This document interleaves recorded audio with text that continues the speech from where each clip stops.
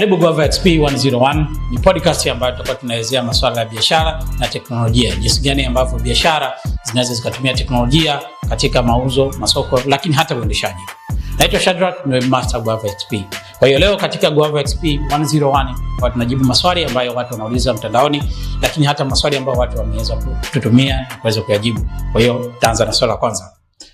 So kwanza nasema, kwa nini biashara bado inahitaji website wakati tayari ipo Instagram, Facebook, TikTok au WhatsApp? Yes, swali zuri sana. Website ni digital office. Fikiria umefungua biashara.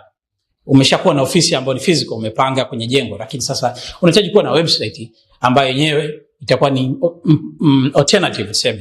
Huko na physical lakini digital, utakuwa na website. Website ina uwezo zaidi wa kubeba content za aina mbalimbali kuzidi social media, umeona. Lakini website ni ya kwako mwenyewe, unaicontrol mwenyewe, hauna mtu ambaye ataweza kufungia website yako. Lakini social media unaweza kuwa na page yako social media, umetengeneza followers 100,000, 1,000,000, kesho ukaamka ukakuta imekuwa suspended kwa sababu labda ulipost picha ambayo ilikuwa sio sahihi. Lakini website inakupa uhuru wa wewe kuweza kucontrol your digital presence kama taasisi au biashara.